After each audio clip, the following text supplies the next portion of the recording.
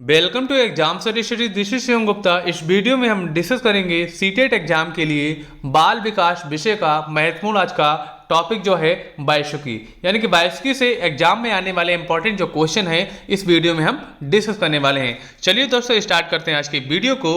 हमारा पहला क्वेश्चन है कि निम्नलिखित में से कौन सा वार्षिकी के सामाजिक सांस्कृतिक सिद्धांत पर आधारित है।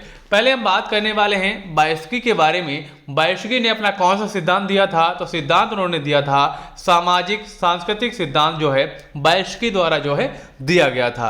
अब हम बात करने वाले हैं वार्षिकी किस देश के मनोवैज्ञानिक थे, तो ये भैया कहाँ के थे, ये रूस के जो हैं मनोवैज्ञानिक कहाँ के थे, रूस के थे। कौन? वार्षिकी।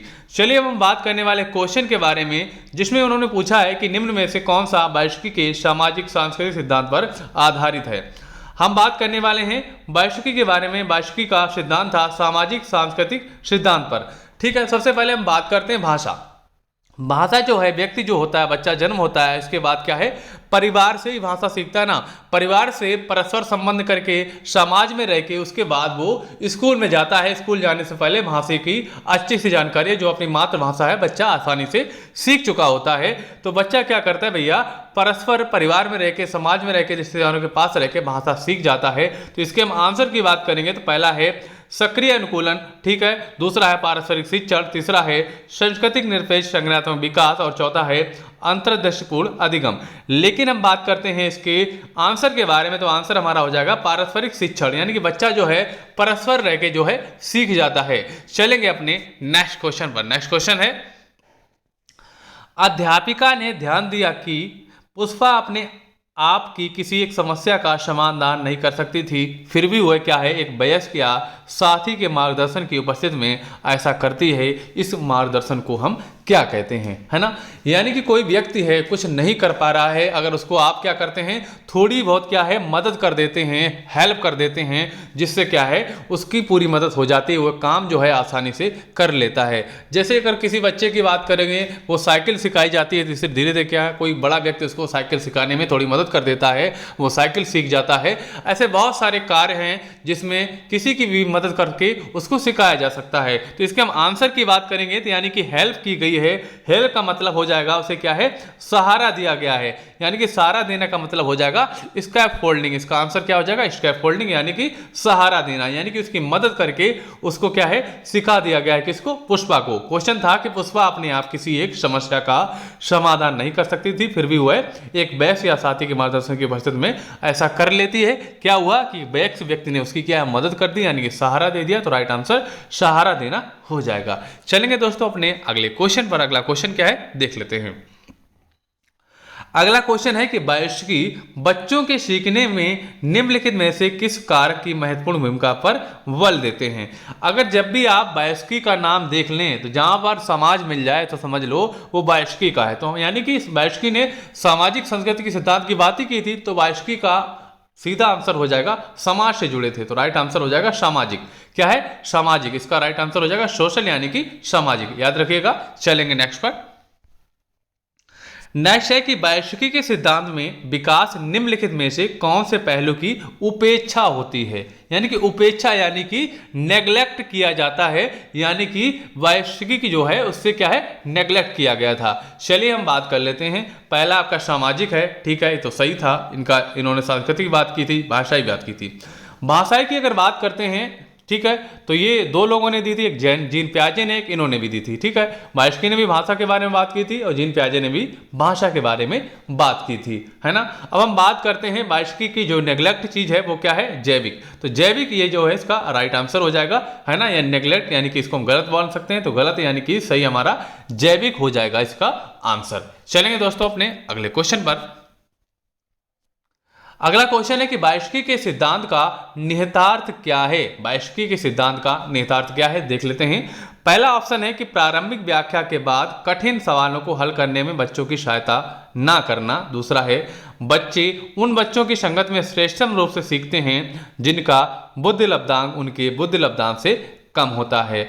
तीसरा है कि सहयोगात्मक समस्या समाधान, और चौथा है प्रत्येक विद्यार्थी को व्यक्तिगत रूप से दत्त कार्य देना। तो राइट आंसर हमारा हो जाएगा सहयोगात्मक समस्या समाधान जो है इसका राइट आंसर हो जाएगा। ऊपर ये तीनों हमारे जो है गलत हो जाएंगे, तो राइट आंसर हमारा हो जाएगा तीसरा जो है राइट आंसर हो जाएगा। चलेंगे दोस्तों अपने अगले क्वेश्चन पर।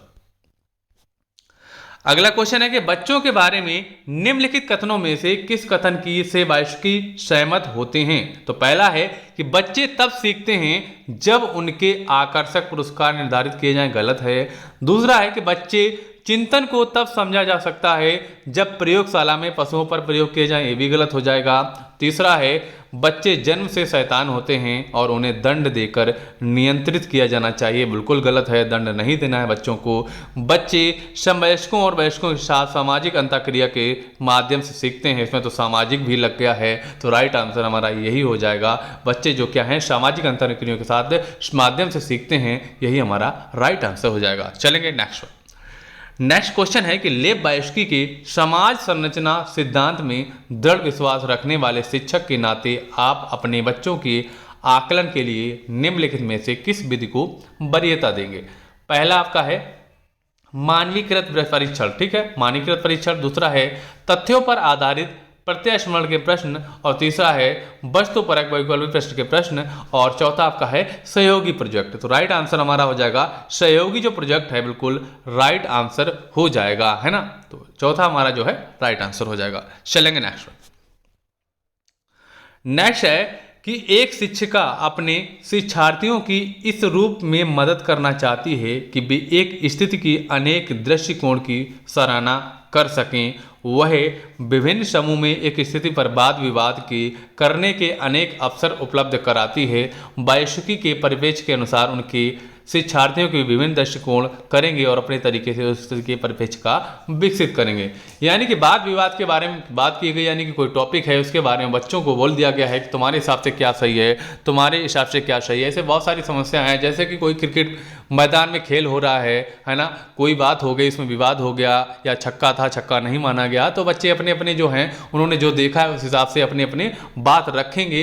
पहले अपने अंदर ये बात सोचेंगे, जैसे कि कोई ऐसे टॉपिक पर बात की गई जैसे अभी किसान बिल आया था, इस पर जो विवाद चल रहा था, तो पहले अपने अंदर सोचेंगे ऐसा सही क्या है गलत क्या है, उसके बारे में पहले बात करेंगे, फिर उसके बाद अपने जो है बाद में अपनी बात रखेंगे। तो पहले क्या करें, आत्मसात जो है इसका राइट आंसर हो जाएगा, यानी कि आत्मसात करेंगे, तो राइट आंसर हमारा आत्मसात हो जाएगा। चलेंगे नेक्स्ट है कि जो बच्चे स्वयं से मौखिक संवाद करते हैं उन्हें लेब वायस्की क्या कहते हैं। यानी कि मौखिक संवाद करते हैं, जो बच्चे अपने आप से बात करते हैं तो उसे आप क्या कह सकते हैं। काफ़ी लोग तो कहते हैं कि ये पागल है, अपने आप में बोल पता नहीं क्या बोले जा रहा है। तो ठीक है, तो इसकी अगर हम बात करेंगे इसके बारे में, तो क्या है समस्यात्मक वार्ता है, क्या ये अहम केंद्रित वार्ता है, क्या व्यक्तिगत वार्ता है, या भ्रांत वार्ता है। तो इसे हम क्या कहेंगे, इसे हम कहेंगे कोई व्यक्ति अपने आप में अपने बारे में ही बात जोर जोर चिल्ला के कर रहा है, मौखिक रूप से बोल रहा है, तो इसको कहेंगे व्यक्तिगत वार्ता कहेंगे। कि क्या कहेंगे, प्राइवेट स्पीच, यानी कि व्यक्तिगत वार्ता इसको हम कह सकते हैं। चलेंगे अगले क्वेश्चन पर। अगला क्वेश्चन है